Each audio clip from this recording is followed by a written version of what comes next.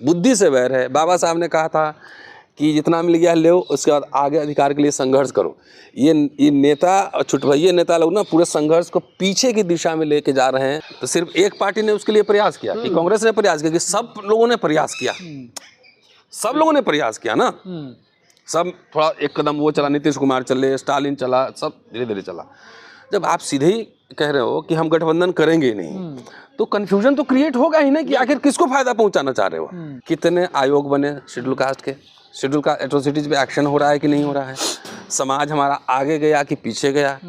जब जो दलित नाम पे, अम्बेडकर के नाम पे जो भी पार्टी देश में राजनीति कर रही है, तो उसमें सवाल पूछेंगे ना कि भाई ये सब हो रहा है, आप वोट लेते हो ना, मैं थोड़ी लेता। जो खुद ही आरएसएस बीजेपी के पॉलिसी को परस्यू कर रहा है दलित लोग, वो मुझे कह रहा है दलाल है।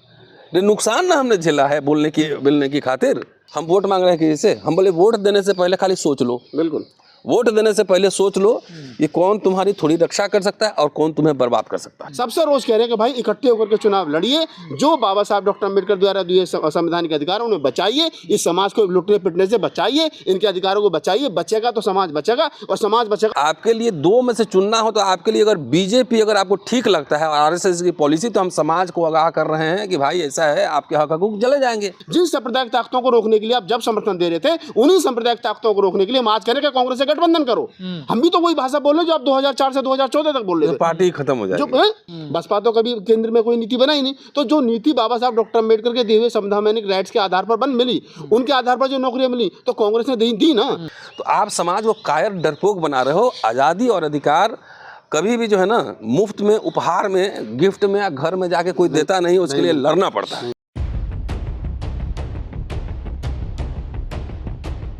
सर, आप जो सवाल खड़े करते हैं समाज को लेकर, बहुजनों की राजनीति को लेकर, उससे बसपा के नेताओं को बड़ी दिक्कत हो रही है और वो आप लोगों पर कटाक्ष भी कर रहे हैं, उस पर क्या कहना है आपका? मैं एक साधारण सा शिक्षक हूँ और मैं इतना बड़ा आदमी हो गया, मुझे पता नहीं कि मेरे समीक्षा करने पर बड़े बड़े पार्टी में हलचल मच जाती है। तो सबसे पहले आपका शुक्रिया कि आप मुझे ये बात बता रहे हैं, मुझे पता नहीं। सर, राष्ट्रीय पार्टी में, हाँ, राष्ट्रीय पार्टी में हलचल मच जाए तो कोई गौर से सुनता नहीं। ये राहुल नागपाल हैं, कवि हैं, प्रोफेशनल कवि हैं। मैं इतिहास पढ़ता हूँ, इतिहास पढ़ाता हूँ, इतिहास का छात्र हूँ, इतिहास किताबें लिखता हूँ।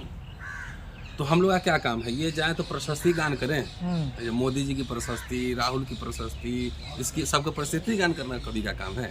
तो कटाक्ष भी करेगा, तंज भी करेगा, मजाक भी करेगा। तो उसी तरह इतिहासकार का काम जो है ना, वो झाल मजीरा लेके हुआ हुआ हुआ हुआ करना नहीं। हम किसी पार्टी पर नहीं बोलते हैं, और जो हम बोलते हैं पेज नंबर के साथ बोलते हैं। मैं इतिहास का छात्र हूँ, समीक्षा में करूँगा। नहीं तो यहाँ कल तो अठावले वहाँ बोले कि मैं बाबा साहब का उत्तराधिकारी हूँ, जीतन राम मांझी बोले मैं बाबा साहब का उत्तराधिकारी हूँ, फिर क्या नाम है चिराग पासवान बोले मैं बाबा साहब का उत्तराधिकारी हूँ। तो मेरा क्या काम है हुआ हुआ करना? लेकिन सर ये हाँ बोलिए। बसपा ही कह रहे हैं कि प्रोफेसर रतन लाल जो है कांग्रेस की पिच पर खेल रहे हैं। अरे हम बाबा साहब की पिच पे खेल रहे हैं। आप समझिए बात, हम कोई किसी पार्टी का नहीं, हम तो दलित राजनीति की समीक्षा करें, हम बहुजन भी नहीं कर रहे। मैं सिर्फ दलित राजनीति कह रहा हूँ कि मैं बाबा साहब के पिच पे खेल रहा हूँ। मैं एक यूट्यूब पे सुन रहा था, कोई मेरा क्लिपिंग लगा के और समीक्षा कर रहा था कि हम कह रहे हैं कि 40-50 साल में दलितों को नौकरी मिली, यही बात कह रहे हैं ना बार बार, और उन नौकरियां बीजेपी आरएसएस छीन रही है, यही बात है। शिक्षा, रोजगार, सब कुछ छीन रही है। तो उसमें वो किसी पार्टी का होगा, कह रहा है कि नहीं गलत है, कांग्रेस के जमाने में नहीं नौकरियां मिली। नौकरी और शिक्षा हमको ज्योतिबा फुले ने दिया और साहू जी महाराज ने दिया। जिसको अकल मति इतनी मारी गई हो, उसको कौन समझा सकता है कि साहू जी महाराज एक कोल्हापुर राजा के राजा थे। उन्होंने शुरुआत की अपने स्टेट में, और फूले साहब ने उन्होंने स्कूल की शुरुआत की। ये दोनों संविधान सभा में थोड़े थे कि पूरा 15% और 7.5%। उन्होंने एक आइकन, एक रास्ता दिखाया। उस रास्ते पे चलकर बाबा साहब आए तो कॉन्स्टिट्यूशन में वो प्रावधान किए, भारत आज़ाद हुआ। उसके बाद सार्वजनिक संस्थाओं में दलितों को नौकरियां मिली। अब आप सुनेंगे कि बाबा साहब को मौका मिला तो बाबा साहब ने ये कर दिया। तो उनसे पूछो कि बाबा साहब को मौका कैसे मिला। पढ़ लो यार, पेज नंबर भाषण में रोज बोल रहा हूँ मैं, लखनऊ का भाषण ही पढ़ लो। मौका कैसे मिला, क्या मिला, कैसे मिला मौका, पहले ये बताओ। तो ये अंधभक्त लोग जो ना पढ़ते लिखते नहीं है, खाली वो झाल मजीरा लेके नेक्स्ट पीएम कहते रहते हैं, झाल मजीरा बजाते रहते हैं। जरा पढ़ो लिखो समझो बाबा साहब ने क्या, मैंने हर समय पेज लेके जाता हूँ ना बिल्कुल कि 1949 में ये बोला है, 50 में ये बोला है। तो संविधान सभा में अपने चले गए थे, जीत के चले गए थे कि उनको किसी ने बुलाया था, किसी पार्टी ने बुलाया था कि आइए आप हमारे साथ काम कीजिए। वो कांग्रेस के सरकार में नहीं थे कि नहीं थे? बिल्कुल लॉ मिनिस्टर थे कि नहीं थे? ओ उस 40 साल में जो मिला, हम लोग क्या कह रहे हैं? हम लोग कह रहे हैं कि आरएसएस और भाजपा मनुस्मृति को मानने वाली पार्टी है। और 10 साल में देख लीजिए कितनी, कहाँ नौकरी, रेलवे में वैकेंसी आ रही, कहाँ वैकेंसी आ रही बताओ मुझे? बैंक में आ रहा है, सब निजीकरण हो रहा है। तो दलित लोग का जो ना खाली टाई छोड़ देगा, बाकी बनियान सब उतार देगा, नौकरियां खत्म हो जाएगी। हुआ हुआ हुआ हुआ हुआ हुआ ढाल मजीरा लेके करते रहना। कि इसकी पॉलिसीज में हम बात कर रहे हैं। और चूंकि दलित समाज को हम एड्रेस कर रहे हैं, हम किसी पार्टी वार्टी को नहीं जान, समाज ये तय करे कि अभी आरएसएस बीजेपी को हराने में जीतन राम मांझी सक्षम है, पूरे देश में हरा देंगे। चिराग पासवान सक्षम है, वो देश में हरा देंगे। अठावले सक्षम है कि बसपा सक्षम है कि अकेले बीजेपी को हरा देगा। क्या बार बार यही कहा जा रहा है ना कि भाई अब दो खेमा में देश की राजनीति बढ़ गया है, इंडिया और एनडीए। तो एक खेमा में अपने शर्तों के समझौते होते हैं। बार बार यही बात कह रहा हूँ कि समझौते होते हैं। बाबा साहब ने भी समझौते किए, नहीं तो जैकेट पहने घूम रहे हो ना, खेत में काम करते रहते हैं। लेकिन सर हमें लगता है, जैसे हम सुनते हैं बसपाइयों की बात, तो चाहते हैं कि प्रोफेसर रतनलाल कम से कम बसपा की तारीफ करें, कटाक्ष ना करें, उसकी कमी ना बताएं। जब आप अच्छा काम करेंगे तो तारीफ करेंगे। 10 साल में कौन लड़ा है सड़क पे? कह रहा आंदोलन हो रहा है। कहाँ आंदोलन है बताओ तो जरा, कहाँ आंदोलन है? कहाँ है बताओ? गली में हो रहा है, गली क्रिकेट हो रहा है। रोस्टर का आंदोलन हुआ, कहीं कुछ आया? 5 तारीख को जो है ना सरकार घोषणा कर दी था, 6 को आ रहा है ट्वीट के हम समर्थन करते हैं 5 तारीख के रोस्टर आंदोलन का। एट्रोसिटीज एक्ट में कहीं देखे? तो आप तो उल्टा ही आर्गुमेंट कर रहे हो कि आंदोलन नहीं करना ना तो जेल चले जाओगे, नौकरी नहीं मिलेगी। तो आप समाज को कायर डरपोक बना रहे हो। आज़ादी और अधिकार कभी भी जो है ना मुफ्त में, उपहार में, गिफ्ट में या घर में जाके कोई देता नहीं, उसके लिए लड़ना पड़ता है। और बाबा साहब क्या करते हैं अब मैं बताता हूँ। जिनको लगता है अम्बेडकर नामा पे कटाक्ष करते, किसी को न्योता नहीं अम्बेडकर नामा देता है कि आइए सुनना है सुनिए ना, घर में रहिए। 800 से ज़्यादा वीडियो बने हुए डॉक्टर अम्बेडकर के राइटिंग पे। उतना कोई पार्टी वाला हमको बता दे कि उतना कम से कम कुछ लिखा होगा, पढ़ा होगा, किताब लिखा होगा, वीडियो बनाया हो, कुछ भी खाली हुआ करने से हो गया। जी नागपाल जी, आपको भी कहा जा रहा बागी हो गए हैं राहुल नागपाल जी रतनलाल जी की छाया में रहकर। खैर शिक्षकों की छाया, मेरी छाया में क्या बराबर है। शिक्षकों की छाया में रहना अच्छी बात है, गुरुओं के सानिध्य में रहना अच्छी बात है। और अगर हम हैं एक पढ़े लिखे प्रोफेसर, दिल्ली यूनिवर्सिटी के हिंदू कॉलेज के हिस्ट्री के प्रोफेसर के संरक्षण में है तो अच्छी बात है, मेरे लिए तो खुशी की बात है। और रहा सवाल इस बात का कि बागी हो गए हैं, तो बागी कभी बागी नहीं होगा तो फिर कौन बागी होगा? हमारा काम बगावत करना है, हमारा काम, मेरा तो शेर है कि हक और हकूक़ की हिमाकत की है हमने। हाँ, अगर ये बगावत है तो बगावत की है हमने। अगर सच लोग नहीं सुन सकते हैं, जो लोग ये कह रहे हैं कि जो राहुल नागपाल बोल रहे हैं, रतनलाल बोल रहे हैं, या हमारे जैसे कुछ और मुट्ठी भर लोग बोल रहे हैं, उनसे उनको दिक्कत है तो फिर बैठ करके बात करो। हमको बुलाओ यार कहीं कि एक प्लेटफॉर्म पे आप। अगर जिन लोगों को भी दिक्कत है मुझसे, रतनलाल सर से, अन्य किसी से कि ये लोग बसपा के खिलाफ बोल रहे हैं, बसपा के खिलाफ नहीं बोल रहे यार, हम ही वो लोग हैं जो आने वाले 10 साल के बाद, 20 साल के बाद ये आवाज़ आएगी, ये कहेगी यार उस समय रतनलाल और राहुल नागपाल बोल रहे थे, तो शायद अगर हमने उस समय उनकी बात मान ली होती तो पार्टी बच जाती। अगर हमने उनकी बात ध्यान से सुन ली होती तो शायद हम इतना सब कुछ नुकसान नहीं उठा पाते। तो एक तो बात हो गई। और यही सवाल इस बात की जो लोग ये कह रहे हैं, जो भी आप सर से सवाल कर रहे थे कि कांग्रेस की भाषा बोल रहे हैं, वगैरह वगैरह इनकी भाषा बोल रहे हैं। अब एक बात मुझे बताइए, मैं यही आपके सवाल को थोड़ा सा और क्लियर कर देता हूँ कि अगर बाबा साहब डॉक्टर अम्बेडकर को जैसा सर ने बुलाया कि मौका मिला, तो मौका उस समय जिन परिस्थिति, जिन हालातों में मिला, तो उस समय बाबा साहब ने कुछ ना कुछ किया। 96 में बाबा साहब की डेथ हो गई। अगर बाबा साहब 5 साल 10 साल और भी जीवित रहते तो क्या करते? सीधी सी बात है, जो संविधान में अधिकार थे उन्हीं को लागू कराने की, उन्हीं को बचाए रखने की बात करते।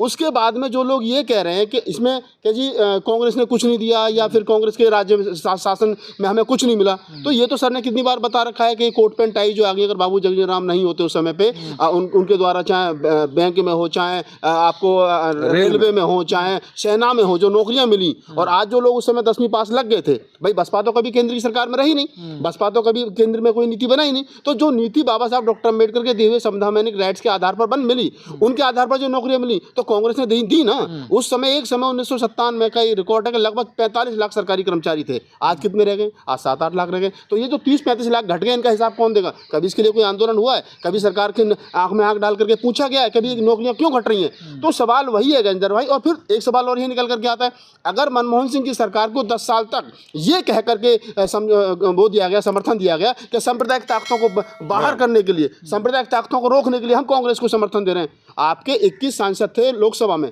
19 सांसद थे राज्यसभा में, एक समय पर 40 सांसद थे राज्यसभा लोकसभा में बहुजन समाज पार्टी के। आपके 40 सांसदों ने मनमोहन सिंह सरकार को आंख बंद करके समर्थन दिया। बताइए समाज के लिए क्या फायदा हुआ?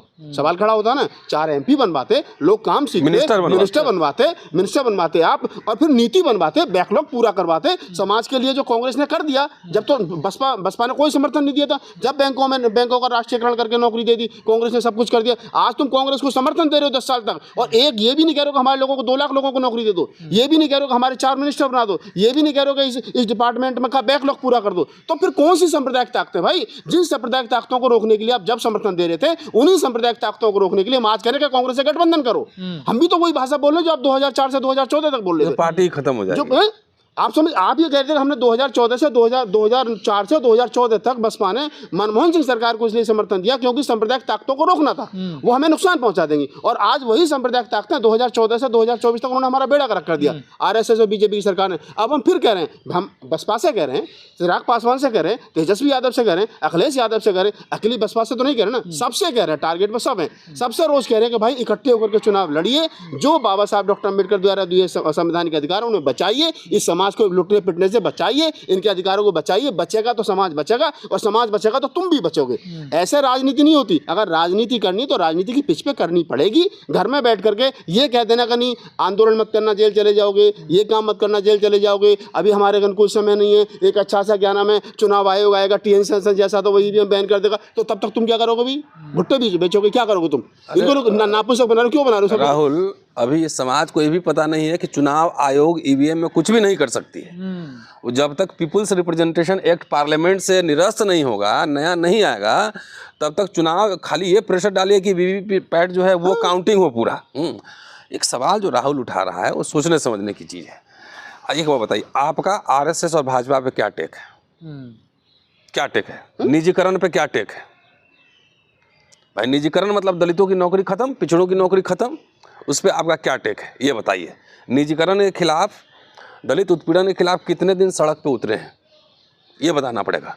उल्टा है, जितना मैं तो कई बार कहता हूँ ना कि दलित एक कंधा दिए हुए हिंदू राष्ट्र बनाने के लिए चिराग पासवान, जीतन मांझी, अठावले, ये सब बीजेपी के समर्थन से चुनाव लड़ेगा। सब ये सब नेता सब व्यक्तिगत अपनी व्यक्तिगत चाह रहा है कि मैं मंत्री बन जाऊँ, बस मैं ये बन जाऊँ। हम समाज को एड्रेस कर रहे हैं। आखिर कहते हैं हमारी सरकार थी तो हमने ये कर दिया। पहले आप ये स्वीकार करिए कि आप RSS बीजेपी के समर्थन से 3 बार रहे, प्रत्येक समर्थन, बिल्कुल 3 बार रहे। तो आपके लिए मुख्यमंत्री बनना जरूरी है, हमारे लिए समाज की सुरक्षा, उनके हकूक की सुरक्षा जरूरी है। हम समर्थन लेते हैं, देते नहीं है किसी। हाँ, तो कल्याण सिंह की सरकार को समर्थन नहीं दिया था। अजीब बात है। जब 6 महीने का समझौता हुआ था कल्याण सिंह और मायावती के बीच में, का 6 महीने बीजेपी की सरकार रहेगी और 6 महीने कल्याण सिंह की सरकार रहेगी, तो जब मायावती जी का जो कार्यकाल था वो पूरा हो गया, उसके बाद में कल्याण सिंह जो मुख्यमंत्री बनाया गया, वो 2-3 महीने मुख्यमंत्री रहे, आपसे विवाद हुआ, समर्थन वापस ले सरकार गिर गई। तो ऐसा तो नहीं कि बीजेपी को समर्थन नहीं दिया, तो समर्थन नहीं। एक बात और, गुजरात में प्रचार करने कौन गया था? बीजेपी का। हम गए थे, बहन जी वोट मांगने गई थी ना गुजरात में मोदी जी के लिए। आपके लिए 2 में से चुनना हो तो आपके लिए अगर बीजेपी अगर आपको ठीक लगता है और RSS की पॉलिसी, तो हम समाज को आगाह कर रहे हैं कि भाई ऐसा है, आपके हक हकूक जले जाएंगे। हमको एक MP, हमको एक मंत्री नहीं चाहिए, हमको समाज जिंदा चाहिए, समाज सुरक्षित चाहिए। उसके लिए पढ़ाई जरूरी है, नौकरी जरूरी है। तो आप तो 3 बार तो खुद ही RSS से लेके बने। सुन, 1 मिनट समझिए, हम लोग कहता है कांग्रेस का दलाल है, ये है, कोई कहता है RSS का दलाल है। ये बंगला देखा है, इसे MP से बड़ा बंगला में रहता हूँ, और यही करना रहता तो मेरा छुट्टी, प्रमोशन सब कुछ रुका हुआ है। RSS बीजेपी से हम लोग ज़्यादा लड़ रहे हैं कि ये लड़ रहे हैं? नेता लड़ रहे हैं। नेता तो मांगते हैं अपने लिए कि मैं बनूंगा, मुझे वोट दो, मुझे वोट दो। हम वोट मांग रहे हैं किसी से? हम बोले वोट देने से पहले खाली सोच लो। बिल्कुल, वोट देने से पहले सोच लो ये कौन तुम्हारी थोड़ी रक्षा कर सकता है और कौन तुम्हें बर्बाद कर सकता है। यही बात है मोटा मोटी। तो क्या आलोचना, हम किसी आलोचना झेले ना धरनी है। पार्टी वाला अपना पार्टी जाने, पहले कोई पार्टी खुद ही करे कि मैं खत्म होना चाहते हैं हम, तो कोई क्या बचा लेगा। मेरे ऊपर जो आरोप लगा रहा था, मुझे तो आज बड़ा होने का एहसास हो रहा है कि मैं बड़ा कह रहे समाज को तोड़ रहे हैं आप, जैसे तोड़ नहीं है, नहीं जो हैं, समाज को तो ये लोग जात जात पे तोड़ दिया। अगर एक मिनट, जात जात की पार्टी बना के समाज को इन लोगों ने तोड़ा। हम कहाँ तोड़, हम तो दलित समाज को, हम तो कह रहे हैं दलित समाज को पहले फोकस कर रहे हैं। हम उसमें बोल रहे हैं कि चमार जाटा पासी बोल रहे हैं कुछ कि आरक्षण मिला तो पूरे समुदाय को मिला, कानून बना तो पूरे समुदाय के लिए, उसमें महार भी होंगे, चमार भी होंगे, तमाम देश की जातियां होंगी। हम तो उनको एड्रेस करने, भैया मेरी नौकरी तो है, मैं रिटायर होऊंगा, मेरा बच्चा जाएगा विदेश पढ़ने, अपना सोच लो बस। हमारी तो नौकरी है, अभी 13 साल नौकरी है, कुछ नहीं भी करूंगा तभी लोग जानते हैं बहुत, खाली लिखूंगा पढ़ूंगा उतने काफ़ी है। तो ये जो खुद ही आरएसएस बीजेपी के पॉलिसी को परस्यू कर रहा है दलित लोग, वो मुझे कह रहा है दलाल है। नुकसान ना हमने झेला है बोलने की खातिर, नुकसान झेला है बोलने की खातिर। एक चीज़ और मैं आपको यहाँ क्लियर कर देता हूँ। जो लोग ये कह रहे हैं ना कि हम कांग्रेस के समर्थक हो गए हैं वगैरह वगैरह, उनके सामने सबसे बड़ा सवाल है कि देश में निजीकरण की बाढ़ आ रखी है, विकास सेंसस है, आरक्षण है, हाँ, रोज कुछ ना कुछ बेच रही है मोदी सरकार। क्या बहुजन समाज पार्टी ने कभी इसका विरोध किया कि सरकारी संस्थानों को सरकार क्यों बेच रही है, क्यों अडानी अंबानी को बेच रही है? कभी विरोध किया? क्योंकि अगर वो बिक रहे हैं तो सबसे ज्यादा लॉस किसका हो रहा है? SC ST का हो रहा है, उनका आरक्षण समाप्त हो रहा है। तो अगर समाज की इतनी ही चिंता है तो उनको चाहिए कि बसपा रोड पर उतरे और जो देश के अंदर निजीकरण हो रहा है उसका विरोध करे। दूसरी बात, अगर उनको लगता है कि रतनलाल और राहुल नागपाल के कहने से बहुजन समाज पार्टी कमजोर हो रही है और वो तिल मिला रहे हैं, तो फिर तो इसका मतलब मैं और रतनलाल से जो मायावती से ज्यादा बड़े नेता हैं। अगर बहन जी के इतने काम करने से बसपा मजबूत नहीं हो रही है, उनके 40 साल के राजनीतिक कैरियर से उन्होंने इतना सब कुछ किया, दलित प्रेरणा स्थल बनाया, डॉक्टर अम्बेडकर पार्क बनाया, काशीराम स्मारक बनाया, गौतम बुद्ध यूनिवर्सिटी बनाई, अच्छे काम भी किए ना, हम तो तारीफ भी करते हैं उनकी, ऐसा नहीं है। और अगर उसके बावजूद भी मेरे और सर के बोलने से बसपा कमजोर हो रही है, तो इसका मतलब ये कि कहीं ना कहीं नेता में दम नहीं है, इन नेताओं में दम नहीं, फिर तो हम एक्टिविस्ट हैं। फिर बहन जी को चाहिए कि वो हमें बुलाएं और हम पार्टी को मजबूत करें। उनका कहना यह है समाज को गुमराह कर रहे हैं आप लोग। अरे ऐसा है, सुनो, पूरा पार्टी वाला से जाके उठा के बोलो कि बाबा साहब के नाम पे राजनीति करते हो, स्टेट एंड माइनॉरिटी पढ़े हो, पहले राज्य और अल्पसंख्यक पढ़े हो, एक अक्षर पढ़ता उड़ता नहीं है। जिसको वहाँ पे अच्छा डॉक्टर बनना चाहिए, अच्छा प्रोफेसर बनना चाहिए, अच्छा जज बनना चाहिए, वो सब झाल मजीरा ले घूम रहा है कि हम सबको MLA MP बनना है, झाल मजीरा लेके घूम रहा है। गुमराह कैसे कर रहे हैं? कह रहे हैं तुम्हारे कॉलेज यूनिवर्सिटी इतने महंगे और तेरे बच्चे नहीं पढ़ेंगे भाई। अभी बताओ, अब इतना 5 साल हो, बताओ चीनी मिल किसने बेचा है? कहाँ? यूपी के? हाँ, चीनी मिल सरकार में बिके। तो भाई तो कहो ना कि हम भी निजीकरण करना चाहते हैं और हम उसके खिलाफ हैं कि निजीकरण नहीं होना चाहिए। 15 चीनी मिल जहाँ तक मुझे याद आ रहा है सरकार में निजीकरण हुए, उसके कि नहीं हुए। अगर मैं गलत हूँ तो मैं अपनी बात वापस ले लूंगा। लेकिन बसपा ये भी कहते हैं ना कि ये कांग्रेस की बिल्कुल भी गलतियां नहीं बताते ना। कौन? वो पागल लोग है ना, पढ़ता है ना, सुनता है ना, दिखता है। परसों ही वीडियो लगाया है तो मैंने उसमें डाला है ना पूरा कि राहुल गांधी में इतना हिम्मत है कि वैकल्पिक घोषणा पत्र देंगे। नहीं सुना, नहीं देखा? किसकी समीक्षा नहीं करते? हमारा काम किसी का मांगना नहीं है। तीन स्टेटों का चुनाव परिणाम आया, छत्तीसगढ़, राजस्थान और मध्य प्रदेश। हमने सरनों से बैठ करके प्रॉपर वीडियो बनाया, उसमें कहा कि कांग्रेस क्यों हारी। हमने तो उस दिन बसपा की तारीफ कही थी, तब तो किसी बसपा का फोन आया कि बहुत अच्छी आपने तारीफ की। हमने तो उस दिन भी कहा था कि अगर आज 3 राज्यों में अगर कहीं ना कहीं बीजेपी की सरकार बनी तो वो कांग्रेस की मूर्खता की वजह से। बार बार कह रहे हैं। एक काम करो, तुम 500 रुपया मेरे से ले जाओ, झाल मजीरा 2-4 और खरीद के दे दे। नेक्स्ट भी हम चलो भाई। क्या है ना कि अभी तो जैसे मैंने अभी मुझसे आज हमारे साथी हैं, उन्होंने कहा कि यार वो आपने कहा कि जी वो अगर बसपा की सरकार ही बन जाएगी तो क्या आप क्या ना मिनिस्टर कहाँ से लाओगे? तो मैं कहा बात तो सही है। अगर मैं ये बात मान भी चलो स्वीकार कर लूँ, अगर कल को कोई चमत्कार हो जाए, कोई सी भी पार्टी एक पार्टी कहते क्या ठीक है मायावती जी को ये हमारे पास 252 वो हैं सांसद हैं, हम दे रहे हैं, आप सरकार बना लो जाओ, तो प्रधानमंत्री बहन जी होगी। अब गृह मंत्री कौन बनेगा, वित्त मंत्री कौन बनेगा, ट्रांसपोर्ट मंत्री कौन बनेगा, विदेशी मामलों का मंत्री कौन बनेगा? क्या हमारे पास में ऐसे 50 आदमी हैं जो मंत्री पद की शपथ ले लें? नहीं है ना। हमारे पास तो ढंग के प्रवक्ता नहीं है भाई साहब, टीवी बैठ के बात कर लें, और हैं तो हम उनको लायक नहीं करते। बोलने वाले हमको पसंद नहीं, जी हजूरी करने वाले हमको पसंद है, और गुलाम हमेशा गुलाम होता है, चाहे अपने वाला हो चाहे दूसरे वाला हो, ये गुलाम सत्यानाश करते हैं। तो मेरी तो बहन जी से भी अपील है, आप बाहर निकलिए। सर ये आज तक नहीं बोले, लेकिन अब 2-4 दिन से, पिछले 10-15 दिन से इन लोगों ने ये बात सिलसिला उठाया। क्या लगता है? अब तक तो आप तो आलोचना कई वर्षों से करते हैं। आलोचना नहीं कर रहे, समीक्षा कर रहे हैं। आलोचना नहीं, भाषा ठीक है। मतलब समीक्षा जो भी कर रहे हैं। समाज पिछले 10 वर्ष में मान लीजिए बीजेपी की सरकार है, कितने आयोग बने शेड्यूल कास्ट के? शेड्यूल कास्ट एट्रोसिटीज पे एक्शन हो रहा है कि नहीं हो रहा है? समाज हमारा आगे गया कि पीछे गया। जब जो दलित नाम पे, अम्बेडकर के नाम पे जो भी पार्टी देश में राजनीति कर रही है तो उसमें सवाल पूछेंगे ना कि भाई ये सब हो रहा है, आप वोट लेते हो ना, मैं थोड़ी लेता भाई। हम तो आरएसएस बीजेपी भी बोल रहे हैं, कांग्रेस आप भी बोल रहे हैं, वोट आप ले रहे हो तो जनता के हितों के लिए सड़क से लेकर संसद तक कौन लड़ेगा? हैं? खाली घर में बैठे रहने से लोग जाएगा बोले कि आरती उतार के चलिए आप मुख्यमंत्री राहुल नागपाल साहब आप शपथ लीजिए, आप चलिए। अरे कम से कम 40-50 MP रहेगा तो बार्गेनिंग पावर बढ़ेगा। इतने बढ़िया का कि केंद्र की राजनीति में उत्तर प्रदेश देश नहीं है, समझ लीजिए पहले मोटा मोटी। देश उत्तर प्रदेश से बहुत बड़ा है। उत्तर प्रदेश में हो सकता है कुछ हजार लोगों को फायदा हो गया होगा उस रेजिम में। जब आप कांग्रेस सरकार को जब समर्थन दे रहे थे तो केंद्र की नीतियां बनवाने में आपकी कोई भूमिका रही? कहाँ रहे? बाहर से समर्थन दिया है? क्यों दिया बाहर से? नहीं क्यों दिए? अच्छा, बाहर से समर्थन भी दिया, अगर मान लो सपोज आपको किसी को मंत्री बनाना पसंद नहीं है तो बाहर से समर्थन दिया तो कम से कम एक अपना मेमोरेंडम, घोषणा पत्र तो देते यूपीए सरकार को कि हमारे 20 वाइस चांसलर लगाओ, हमारे 20 ये लगाओ, हमारे पूरा बैकलॉग पूरा करो, निजीकरण नहीं चलने दें, कुछ तो देते। दिया? कहाँ दिया? कुछ नहीं दिया। कुछ दिया? तब भी कह रहे हो कि लाओ फिर झाल मजीरा भेजो यहाँ से। की बातचीत के हम लास्ट में यही कहूँगा कि तथागत बुद्ध जो भी हमारे महापुरुष हैं इनको सद्बुद्धि दें और एक अच्छी सोच के साथ में आगे बढ़े। राजनीति, अगर आप राजनीति करो तो आपको 5 साल राजनीति करनी है। ऐसा नहीं कि चुनाव से पहले 6 महीने पहले बाहर निकले, 3 महीने पहले बाहर निकले और कब राजनीति करेंगे तो फिर 4.5 साल आप क्या करोगे? राजनीतिक व्यक्ति को राजनीति करनी चाहिए, 24/7 करनी चाहिए राजनीति। तो राजनीति नहीं करोगे तो फिर आप राजनीतिक व्यक्ति नहीं हो, पार्ट टाइम राजनीति कर रहे हो। मेरी नौकरी है ना, हम अपने नौकरी के लिए कर रहे हैं। हम कह रहे हैं कि मुझे VC बना दो, मेरा उल्टे नुकसान हो रहा है। दलित लोग के लिए बोलने, समाज के बोलने के बारे, नेता के बाद जाके चमचागिरी करते तो कुछ मिल गया रात, वो तो हमसे होगा नहीं। तो हम तो समाज को आगाह कर रहे हैं कि देख ले भैया, हम तो 65 साल की उम्र तक दिल्ली में रहेंगे, बंगले में रहेंगे हैं।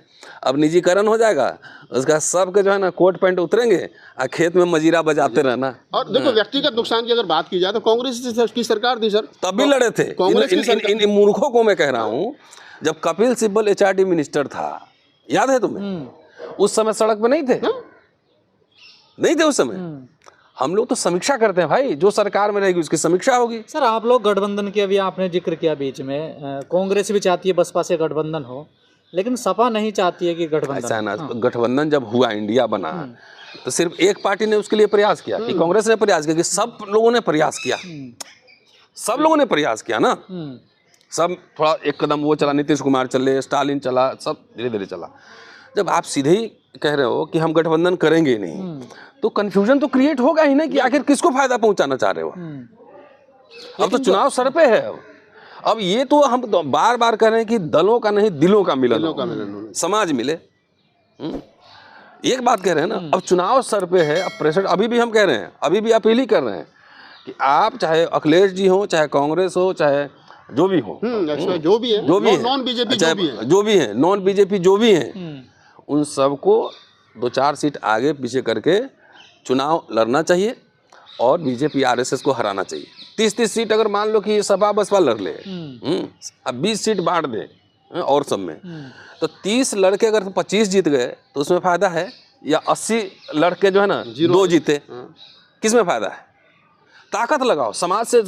नेताओं को यहाँ जो बकर बकर करता है ना, उसको बोलो जाओ गांव-गांव में मीटिंग ले, सारे समाज, दोनों पक्ष के नेता, सब पक्ष के नेता। सपा ने तो मना कर दिया ना, अगर बसपा गठबंधन में आएगी तो हम बाहर हो जाएंगे। देखिए अगर बसपा से गठबंधन होता है, हालांकि गठबंधन करना ना करना ये राजनीतिक दलों का मामला, हमारा मामला नहीं है, लेकिन फिर भी मैं कह रहा हूँ कि अगर बसपा से गठबंधन हो रहा है तो इंडिया गठबंधन को पूरे देश में फायदा होगा, क्योंकि बसपा का वोट पूरे देश में है, कहीं कम कहीं ज़्यादा। और अगर सपा से गठबंधन होता है, सपा अगर अकेले लड़ेगी तो उसको सपा को भी कुछ नहीं मिलना, सपा को भी ये पता है। तो सपा से गठबंधन करने को ना सिर्फ यूपी, तो ये इंडिया गठबंधन को देखना चाहिए फायदा किसके साथ में। भाई विधानसभा चुनाव के समय भी हम लोग कह रहे थे ना ये बात कि अगर ये लोग मिल के लड़ेगा तो इनकी सरकार बन जाएगी।